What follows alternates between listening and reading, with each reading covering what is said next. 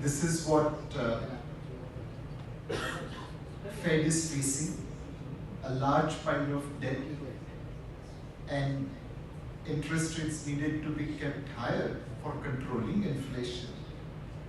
We just have to hope and pray that Fed will maintain delicate balancing going forward like they have done it in last 1.5 years.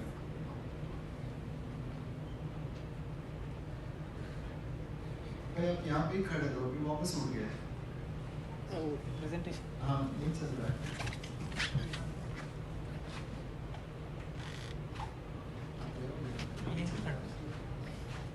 Camera में आ जाएगा।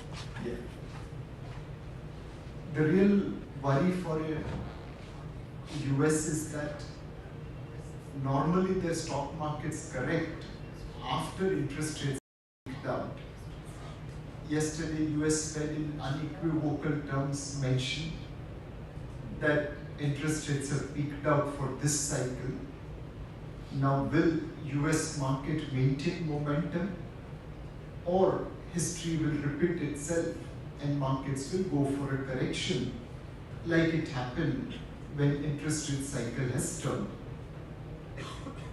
From our point of view, all the events happening in US is beneficial for emerging market, as global risk-free rate, which is US repo rate, US treasury rate, starts coming down, flows to emerging market including India can increase.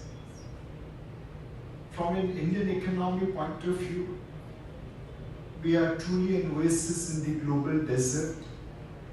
We are firmly moving from 5th largest economy to be the 3rd largest economy. We are truly in our Amrit Kal with combination or Triveni Sangam of talent, capital and infrastructure. In the 50s to 90s, talent used to go out of India for better opportunities, and today's talent is best summarized by Mr. Shantanu Narayan, CEO of Adobe's statement: if I was growing up right now, no way I would leave Hyderabad to go to US. When Indian talent went abroad in the 50s to 90s, today it is running Fortune 500 companies in many cases. If today's talent will stay back in India, will tomorrow's Fortune 500 company be created in India? Your guess is as good as mine. Talent requires capital. Probably before 2000, unless your parent funded you, it was difficult to start your business. Today, thanks to a vibrant PVC ecosystem, capital is available. A perfect example for Mumbaikar and Mumbai is stockbroking industry. Mumbai was dominating stockbroking thanks to Mumbai Stock Exchange, Bombay Stock Exchange and National Stock Exchange. Today, India's largest broking company is run out of Bangalore. The pace of disruption which is getting created by startup ecosystem is perfect example of Indian talent and capital. Talent and capital also requires infrastructure.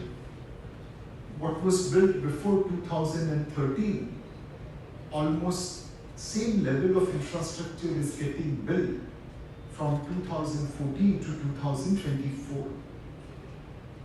Coal production production will go from 600 million ton to a billion ton. Power capacity from 223 gigawatt to 435 gigawatt. Rail electrification from 21,000 kilometers to 59,000 kilometers. Highways from 82,000 kilometers to 165,000 kilometers. Airports from 70 to 200. Metro from 250 kilometers to 1800 kilometers.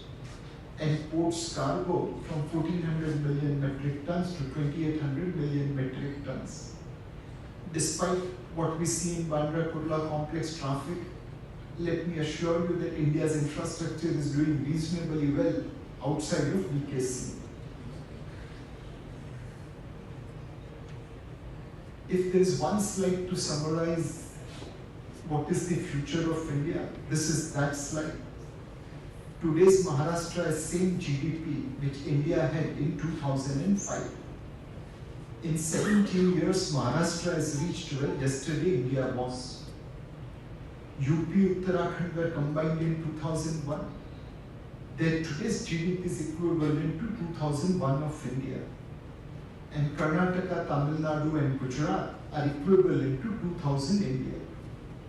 In about 2 decades, 6 states have reached where yesterday India was.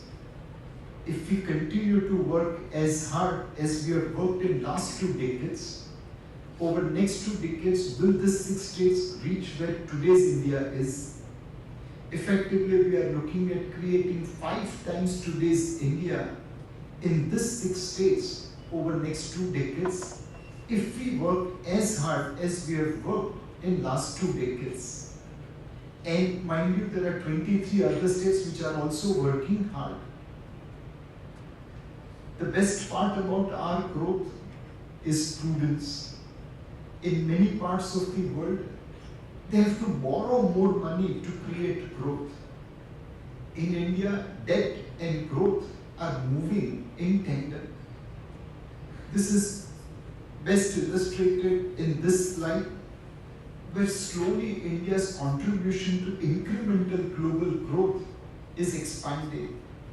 Earlier, we were the coach of the global growth train. Now, we have become the engine. Is everything good for India and we have reached nirvana? Answer is no. There are many challenges which we will have to face. The first is continue to push reforms so that we don't fall into the middle income trap. There are many countries which are becoming elder before they are becoming rich. There are many countries which take their foot from the accelerator and then they stay in the middle income. We are still a poor developing economy and we'll have to continue to push pedal on reform so that we don't fall into the trap of middle income country. Unlike China, which had a very good run at manufacturing, we are going to see massive technology disruption from 3D printing to AI to machine learning. We'll have to use these tools to create growth rather than become a victim of it. Undoubtedly, there are many geopolitical trends and we'll have to truly take advantage of the opportunities. In fact, today as we see, there are 2 blocks emerging. One, democratic countries on the western side led by US and Europe. Other, kind of communist, quasi-communist country led by China and Russia. India is the giant elephant between the seesaw of western and eastern world. If we swing to western world, hopefully western world will win. If we swing to eastern world, hopefully eastern world will win. We have to really take advantage of this geopolitical trends so that we benefit. And finally, good economics should result into good politics. We have seen some of the states pursuing the path of freebies, pursuing large deficits, and that can derail India growth story. So we are in a much better shape compared to many of our peers. We are truly an oasis in the desert, but at the same time we'll have to continue to work as hard like last 2-3 decades so that this growth can be taken to its logical conclusion. In that background of encouraging macro, I'll invite Harsha to talk about equity markets.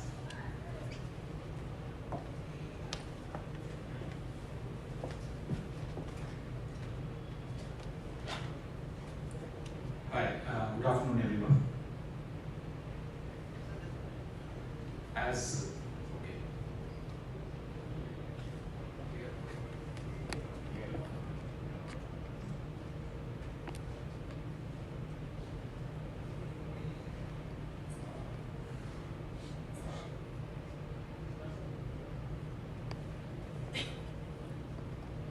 Good afternoon once again. As Nilesh explained, Indian economy has been standing tall when globally economies are looking very, very challenged. In that backdrop, if you look at how Indian equities have been doing, they have been doing really, really strongly in the recent past and have been very resilient as well. Whenever we have seen some issues in terms of market volatility, Indian markets have been less volatile as compared to many of the other markets. We have also seen fundamentals, flows, as well as sentiments turning positive of late, and that is also